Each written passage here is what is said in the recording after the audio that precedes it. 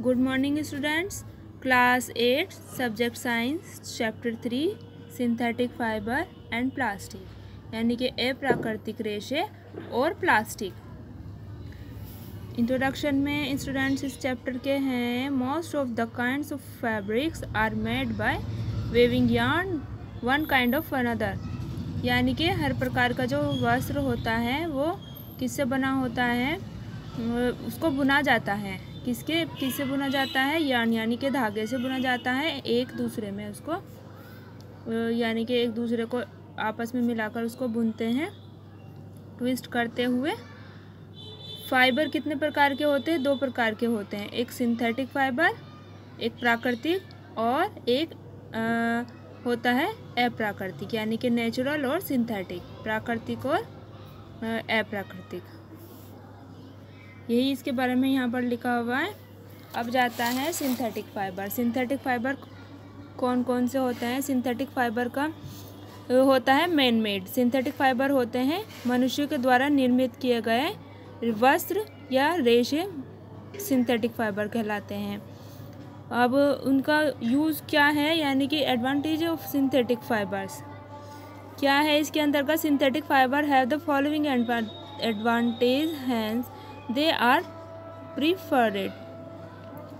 ये क्या होते हैं? बहुत ही लॉन्ग लास्टिंग होते हैं जो सिंथेटिक होते हैं, और उनमें क्या होता है वो जल्दी से ख़राब भी नहीं होते हैं, और क्या होता है उसके अंतर्गत जल्दी सूखने में भी जल्दी ही सूख जाते हैं, और उनमें श्रिंक भी नहीं पड़ती हैं, सलवटें भी नहीं पड़ती हैं। किसमें? सिंथेटिक फाइबर में। अब जाता है सिंथेटिक फाइबर पॉलीमर। पॉलीमर क्या है? ग्रीक भाषा का शब्द है ये। पॉली मीन्स मैनी एंड मर मीन्स यूनिट्स, यानी कि बहुत से धागों से बना एक कपड़ा, उसे पॉलीमर कहते हैं। सिंथेटिक फाइबर हम समझ चुके हैं। अब है सिंथेटिक फाइबर के प्रकार। फर्स्ट आता है रेयॉन। रेयॉन एक प्रकार है इसका मैन मेड फाइबर का। Rayon it can imitate the feel and the texture of silk, wool, cotton, यानी कि उसे देखने में तो सिल्क टाइप लगता है। जो सिल्क होता है वो प्राकृतिक रेशा होता है, जबकि वो है नहीं, क्योंकि वो मानव निर्मित है। Preparation of rayon. अब क्या होता है रेयॉन बनाने के लिए? क्या क्या ये मतलब क्या होता है उसमें? सेलुलोज होता है, सोडियम होता है, और फिर अल्कली सेलुलोज बन जाता है, यानी कि इसका पूरा प्रोसेस लिखा हुआ है स्टूडेंट्स।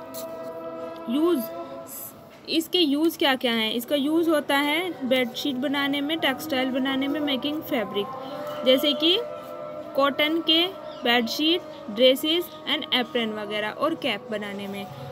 और आता है इसका यूज़ कारपेट्स बनाने में, जब उसमें वूल यानी वुलन यानी गरम धागा उसमें मिला देते हैं तो बन जाते हैं। कारपेट्स बनाने में इसका काम आता है, और टायर बनाने में इसका कार्य करता है ये। अब जाता है नायलॉन। दूसरा है nylon. Nylon is polymer synthetic from 2 monomers. ये 2 प्रकार के धागों से मिलकर बना होता है। इसका शुरुआत कहाँ हुई थी? नाय बराबर New York and London, LON London, यानी कि लंदन से इसकी शुरुआत हुई थी। किसकी? नायलॉन की। और ये फाइबर है किस श्रेणी में आता है ये? सिंथेटिक फाइबर में। अब इसके प्रॉपर्टीज यानी कि इसकी विशेषताएं क्या होता है? ये कैसा होता है? It is smooth, strong and light weight. ये स्मूथ, सॉफ्ट होता है और बहुत ही स्ट्रॉन्ग होता है, और इसका वेट जो है बहुत कम होता है। It is easy to clean, dirt does not cling, यानी कि आसानी से ही साफ़ हो जाता है, धूल इससे निकल जाती है। और भी क्या होता है?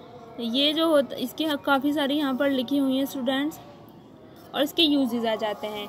इसे कहाँ कहाँ यूज़ और कैसे किया जाता है? इसका यूज़ किया जाता है नायलॉन सॉक्स बनाने में, और रॉप्स बनाने में, रस्सी बनाने में, और स्पोर्ट्स की रैकेट्स जो होती हैं उसको बनाने में। जो इसको बुना हुआ होता है ना, ये नायलॉन का ही होता है।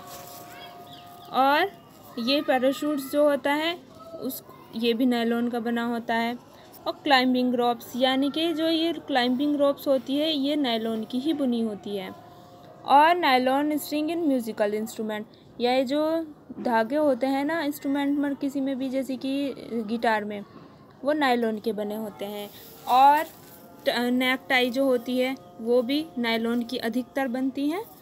कुछ शर्ट भी और साड़ी भी नायलॉन की होती हैं। अब जाता है इसका सेकंड टाइप है पॉलिस्टर। पॉलिस्टर का क्या अर्थ है, यानी पॉलिस्टर किससे बना है?